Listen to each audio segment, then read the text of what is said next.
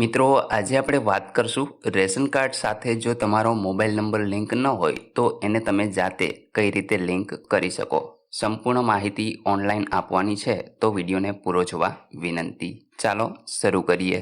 મિત્રો, સૌપ્રથમ તો તમારે કોઈ એક બ્રાઉઝર ઓપન કરી અને એમાં સર્ચ કરવાનું રહેશે IPDS ગુજરાત.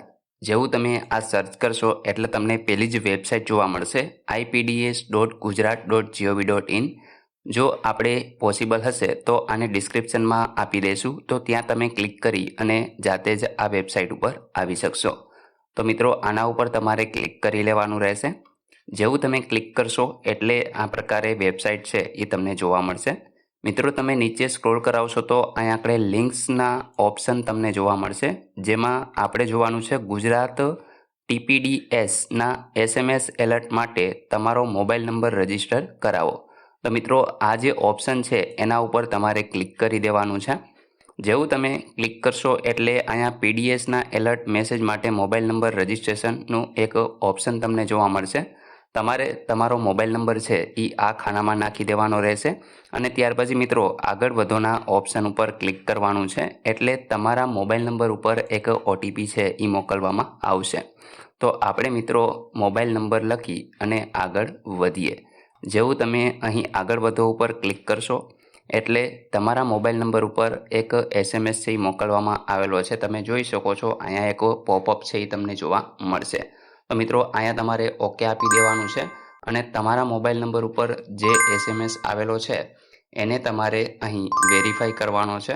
મિત્રો, OTP છે એ આલ્ફાબેટિક નંબરની અંદર પણ હોઈ શકે છે, તો અહીં તમે ધ્યાનથી જોઈ અને SMS છે એ આ પ્રકારે ટાઈપ કરી દેજો અને ત્યાર પછી સબમિટ કરી દેજો. જેવું તમે સબમિટ કરશો એટલે મિત્રો આ ચિહ્નવાળી જે એટલે કે અહીંયા ફૂદરી છે એ ચિહ્નવાળી તમામ જે કોલમ છે એ તમારે ફરજિયાત પસંદ કરવાની રહેશે. તો આપણે મિત્રો અહીંથી ને સૌપ્રથમ તો તમારો જે તે જિલ્લો હોય, તમે જે જિલ્લાની અંદર રહેતા હો એ જિલ્લો તમારે અહીં પસંદ કરી લેવાનો છે. આપણે મિત્રો જામનગરને સિલેક્ટ કરીએ છીએ.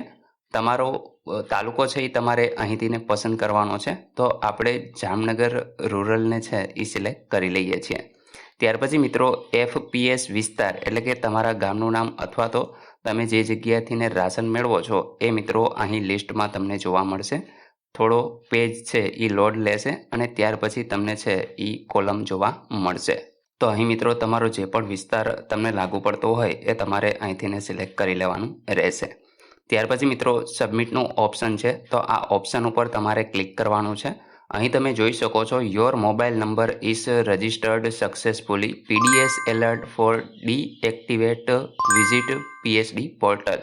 તો અહીં મિત્રો તમારો જે મોબાઈલ નંબર છે એ સક્સેસફુલી રજિસ્ટર થઈ ગયો છે, તમારે ઓકે આપી દેવાનું રહેશે.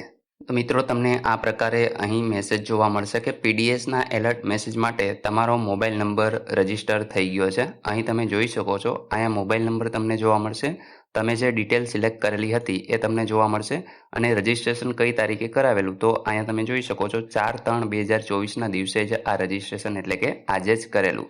તો મિત્રો આ પ્રકારે છે એ તમને આ મેસેજ જોવા મળશે. તો મિત્રો, આશા રાખું છું કે રાશન કાર્ડની અંદર મોબાઈલ નંબર કઈ રીતે લિંક કરવો એની ઓનલાઈન પ્રોસેસ તમને સમજાઈ ગઈ હશે. તમે જાતે જ આ કામ કરી શકો છો. મિત્રો, જો તમને આ વિડીયો ગમે તો લાઈક કરજો, તમારા મિત્રો સુધી આને શેર કરજો અને ચેનલને સબસ્ક્રાઈબ કરી લેજો, જેથી આવી કોઈ પણ માહિતી આપ સુધી પહોંચતી રહે. વિડીયો જોવા બદલ આપનો ખૂબ ખૂબ આભાર. મળીએ એક નવા વિડીયો સાથે. ત્યાં સુધી જય હિન્દ.